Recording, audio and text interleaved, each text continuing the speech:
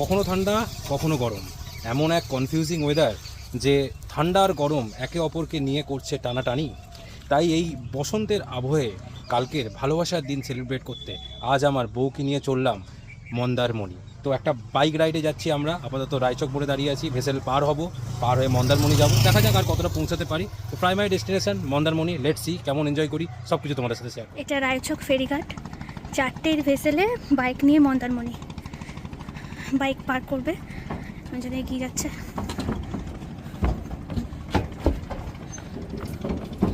So যারা আমার channel মোটামুটি ফলো করো বা সাবস্ক্রাইবার হয়ে আছো, তারা তো দেখেইছো যে রিসেন্ট ট্রেক করেছি, অনেক পাহাড় পর্বতে ঘুরে বেরিয়েছি। তো তার মাঝে একটা ছোট্ট ব্রেক নেওয়ার জন্য একটু বিচ সমুদ্রের দিকে চললাম। শুরুটা দেখে বুঝেই পেয়েছো যে মন্দারমণি আজকের ডেস্টিনেশন।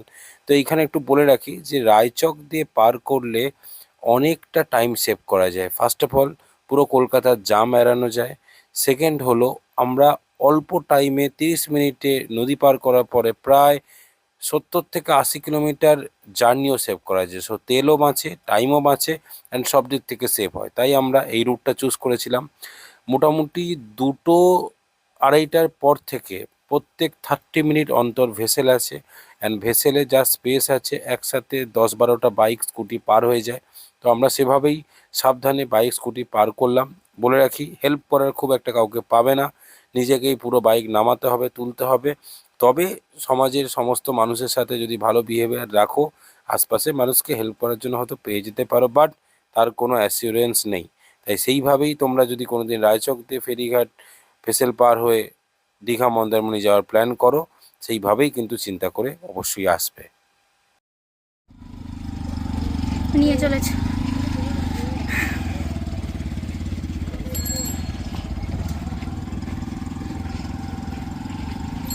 এখন মিনিট 5 হলো আমরা বাইক চালাচ্ছি।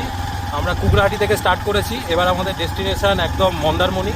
দেখা যাক কতক্ষণে পৌঁছাই। রাইড করতে করতেই কিন্তু ব্লগ করছি, একটু অ্যাডভেঞ্চারাস ফিল পাওয়ার জন্য। আর বাইক রাইডের আগে বলবো, বাইক পার করা একদম স্মুথ। পার বাইক 44 নিল, আর মানুষের ভাড়া 11 টাকা। 20-25 মিনিট লাগলো, 20-25 মিনিটে পার হয়ে চলে এলাম। আর এই রাস্তাটা তো অসাধারণ, রাস্তাটা একটু দেখানো যাক, দেখা দেখি। এই সুন্দর অসাধারণ রাস্তা দিয়ে এবার বাইক রাইড চলছে, অ্যাপ্রক্স 105 কিলোমিটার। দেখা যাক কখন পৌঁছাই। হাইওয়ে এখনও আসেনি, আমরা নন্দকুমার পর্যন্ত হাইওয়েতে যাব, তারপর বাঁদিকে নিয়ে যেটা মন্দারমণি দীঘা রোড সেটা ঢুকবো। লেটস সি, জার্নিতে থাকো, উপভোগ করো আমাদের মতো অ্যাডভেঞ্চার।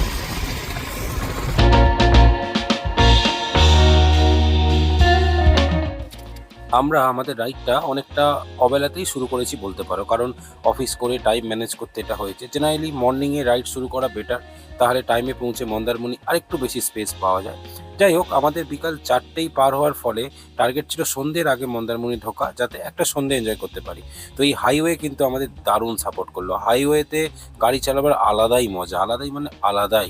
70-80-র নিচে গাড়ি তো চলবেই না, একদম স্মুথ পরপর পরপর গাড়ি এগিয়ে যাবে, কোনো ল্যাগ নেই, কোনো জ্যাম নেই। সো আলাদাই। তো এই হাইওয়েতে কিন্তু চালিয়ে তোমরা দারুণ মজা পাবে, রোড কন্ডিশন দারুণ দারুণ। তো হলদিয়া হাইওয়ে অলওয়েজ জিন্দাবাদ, দারুণ রাইডিং এক্সপিরিয়েন্স।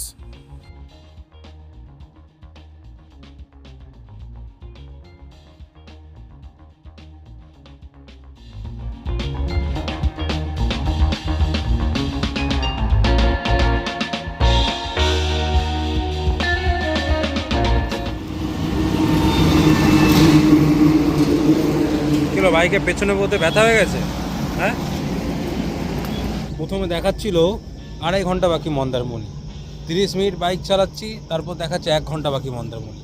হাইওয়ে এত স্মুথ, এত পারফেক্টলি রাইড করা যাচ্ছে, 70 স্পিডে একদম দারুণ ক্রুজ করা যাচ্ছে। পেছনে গাড়ি থেকেও বুঝতে পারছো, মনে হয় 80-90 স্পিডে আছে। তো এসে আমরা একটু দাঁড়ালাম, একটু মুখে চোখে জল দিলাম। টাইমিং ঠিক আছে, হাইওয়েতে চালাবার দারুণ মজা। কিন্তু এই বাইকের ওপরে মোটামুটি সংসার পেতে বসেছে, তো একটু গোছগাছ করে নিয়ে আবার রাইড করবো। তো হাইওয়ে দারুণ, এক কথায় দারুণ।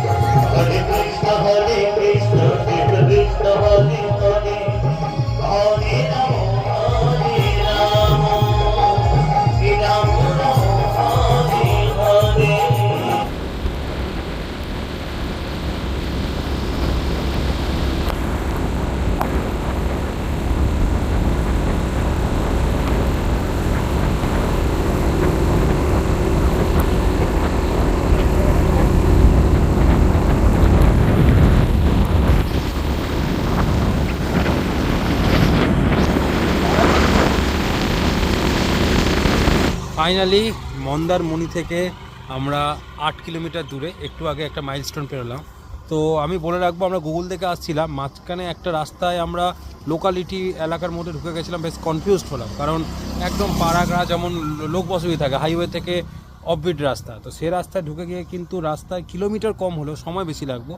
তো সেক্ষেত্রে আমার মনে হয় হাইওয়েতে থাকাই বেটার। হাইওয়ে থাকাও তাহলে আমার মনে হয় সমস্যা হবে না, যেটা আমরা মিস করলাম। নেক্সট টাইম যারা আসবে হাইওয়ে দিয়ে আসো, অনেক বেটার রাস্তা পাবে এবং কম টাইমে পৌঁছে যাবে। তো এসে গেছি, এবার যাব। এইখানে একটা সুন্দর ব্রিজ পেয়ে আমরা দাঁড়ালাম, একটা কার্ভ ব্রিজ দেখাই যাচ্ছে, ওদিকে কার্ভ করে এসছে। তো এইবার স্টার্ট দেবো, একবারে মন্দারমণি হোটেলে দেখা হবে।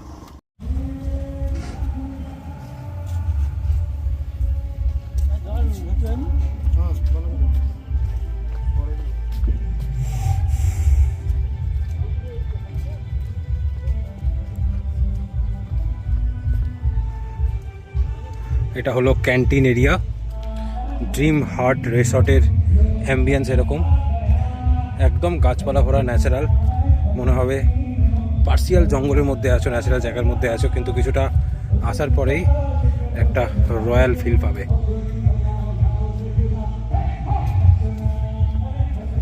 এইগুলো একটু ব্যাক সাইডের হাট, এগুলো একটু কম রেটে পাওয়া যাবে, এগুলো কম রেট। আর এটা হলো সামনে রিসেপশানে এদিকেই আছে এই মেন পার্ক, তার সঙ্গে সুইমিং পুল। আমরা আছি ওদিকের রুম, যে রুমগুলো রেট তোমাদেরকে এক্ষুনি জানাচ্ছি। তো দারুণ, এক কথায় সুন্দর অ্যাম্বিয়েন্স এবং আলো দিয়ে ওয়েল ডেকোরেট করা। এই যে ছাদের কার্নিচে এই আলোগুলো খুব সুন্দর একটা ফিল দিচ্ছে। আর এই যে গান বাজনা দেখতে পাচ্ছ, এটা পাশে রিসর্টে হচ্ছে, প্রাইভেট রিসর্ট, মেবি কেউ হয়তো বুক করেছে তার জন্য, নাহলে এরকম সবসময় চলে না। আমাদের রিসর্টেও একটু আগে গান হচ্ছিল, এখন এই মুহূর্তে বন্ধ আছে, কিন্তু ওটা রীতিমতো একটা পার্টি হচ্ছে। তো এই অ্যাম্বিয়েন্স নাইটের কালকে ডেটা দেখাবো।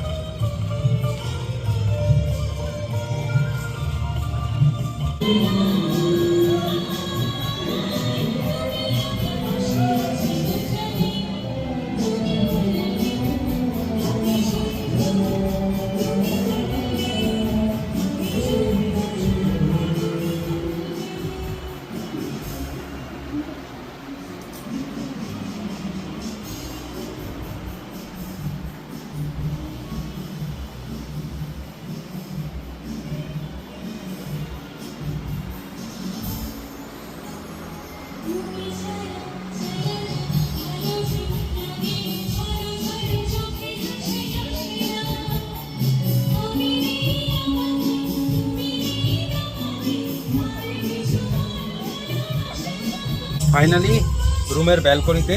তো মন্দারমণিতে খুব প্লিজেন্ট ওয়েদার, গান বাজনা হচ্ছে, সামনে সুইমিং পুল আছে, একদম লাফালাফি করার জন্য পারফেক্ট। দূরে ঢেউ দেখা যাচ্ছে। সকালবেলা আশা করি আরও দারুণ একটা ভিউ দেখাতে পারবো এই রিসর্টে। তো আমাদের রুমের ভিতরটা তো দেখালাম, আর একটু বলে দিই কী কী জিনিস কমপ্লিমেন্টারি দিল। রুমেতে এক্ষুনি এলো গ্লাস, দুটো জলের বোতল বিসলারি কমপ্লিমেন্টারি দিল।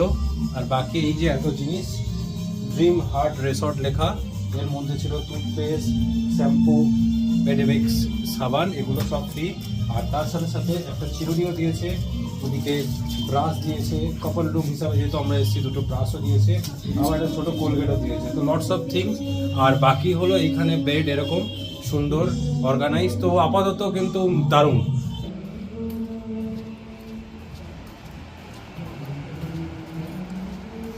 এই জন্য মন্দারমণি অনেক বেটার। দীঘা, এই দীঘা এটা পাবি না, বিচের ওপরে।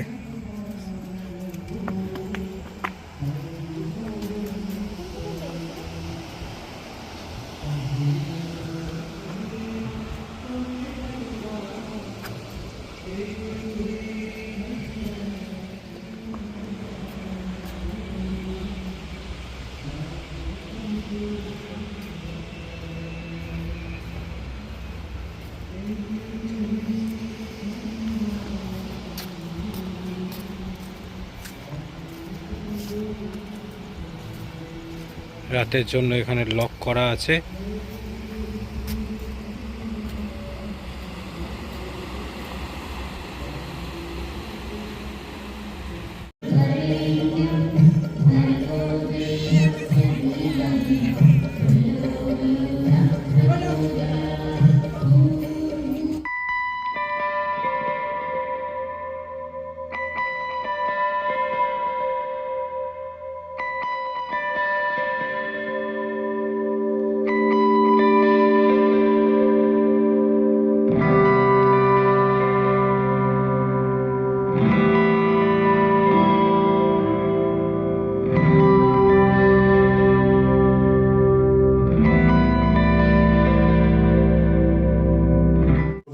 ফ্রম মন্দারমণি। কালকের দারুণ ঘুম হলো, অনেক রাত পর্যন্ত জেগেছিলাম এবং সবথেকে সুন্দর যেটা লাগলো রুমে শুয়ে শুয়ে একটা সুন্দর ঢেউ আসার আওয়াজ। এই হলো পেছনে ব্যাকগ্রাউন্ড, আর ওই দিকেই একদম সমুদ্র। এই যে ঢেউ আসছে, জানি না তোমরা এখন পাচ্ছ কিনা, সারা রাত এই ঢেউ আসার একটা আওয়াজ পেয়েছি এবং তার মধ্যে দুজনে গল্প করতে করতে ঘুমিয়েছি। অ্যাম্বিয়েন্স দারুণ, এক কথায় রিসর্টটা তো দারুণ লাগছে। কালও বলেছি দিনের অ্যাম্বিয়েন্সও সুন্দর। এই ব্যাক স্ট্রেস বিচেও যাব, তারপর সুইমিং পুলেও নামবো, সবই করব। এইবার আমরা একটু ব্রেকফাস্ট করে নিয়ে ওদিকে দেখতে পাচ্ছি বেশ বিচটা চকচক করছে, একদম সুন্দর স্বর্ণালী দিন, প্রপার সানরে উঠেছে। তো এই অ্যাম্বিয়েন্স গিয়ে একটু এনজয় করব। আর বিচটা ফাঁকা, দীঘার থেকে যেটা সবসময় পজিটিভ, মন্দারমণিটা সবাই বলে থাকে অনেক ফাঁকা, অনেক নিজের মতো এনজয় করার জায়গা। আর আমাদের রিসর্টের মধ্যে থেকেই গেট আছে, আলাদা করে কোথাও যাওয়ার দরকার নেই। দীঘায় গেলে রুমে থাকো, রুম থেকে কোনো একটা প্রপার গেটওয়েতে যাও, অনেকটা ট্রাভেল করার পরে। এখানে ওই সবে কোনো হেডেক নেই, প্রত্যেকটা বিচের নিজেদের এন্ট্রি আছে একদম বিচে গিয়ে এনজয় করার জন্য। তো আমরা যাই, দেখি কি করতে পারি। চল।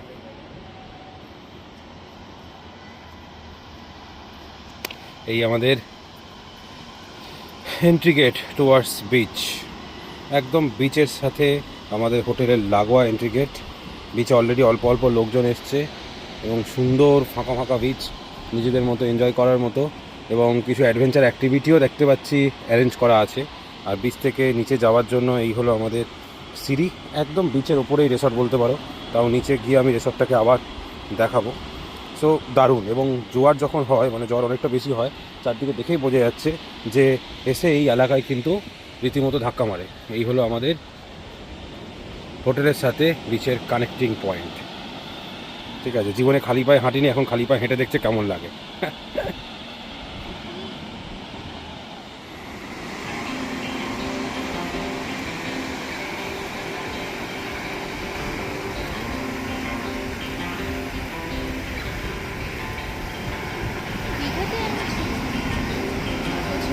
না,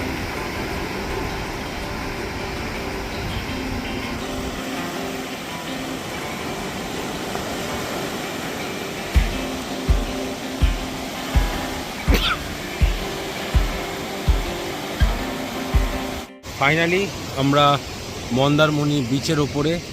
এই অ্যাম্বিয়েন্স, অনেকটা পরিষ্কার বিচ দেখতে লাগছে, দীঘার মতো নোংরা নয়, ওভার ক্রাউডেড নয়, এবং সুন্দর করে ঢেউ আসছে, জল ঠান্ডা। আমরা এসেছি ফেব্রুয়ারি মাসে, তো জল কিন্তু বেশ ঠান্ডা ফিল হচ্ছে, চান করা যাবে কিন্তু ঠান্ডা আছে। আর বিচটা এরকম সুন্দর পরিষ্কার, নিজেদের মতো গল্প করতে করতে এনজয় করা যাবে, খুব একটা রোদের তেজ ফিল হচ্ছে না, ভালো লাগছে। আর প্রচুর ঝিনুক আছে, ঝিনুক ভাঙা এবং গোটা ঝিনুক, যেটা দেখতে বেশ ভালো লাগছে, সাদা সাদা হয়ে আছে বিচের বিচের এলাকাগুলো। তো সুন্দর, এক কথায় দীঘার থেকে তো অবভিয়াসলি সুন্দর। দীঘায় কেনাকাটিটা শুধু বেশি করা যায়, বাকি দিক থেকে এটা অনেক অনেক অনেক।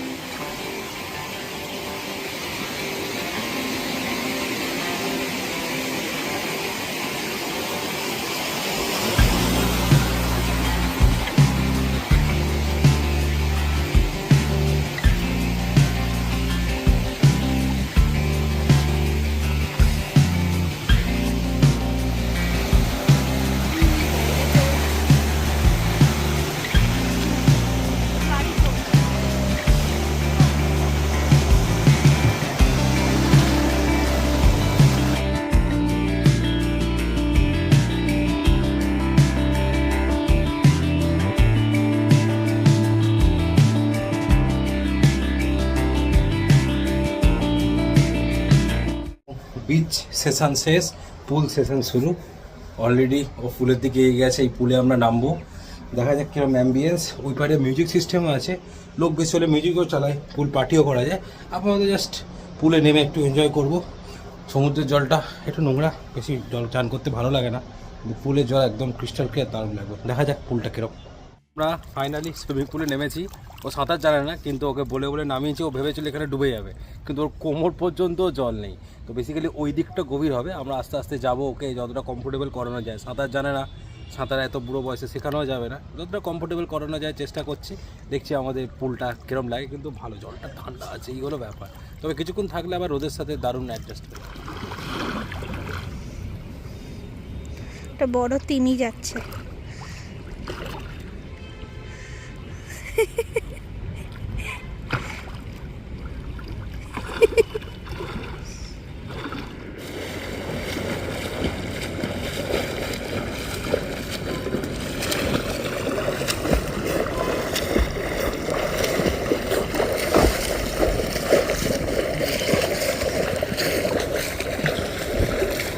আজকের মতো পুল পার্টি ডান।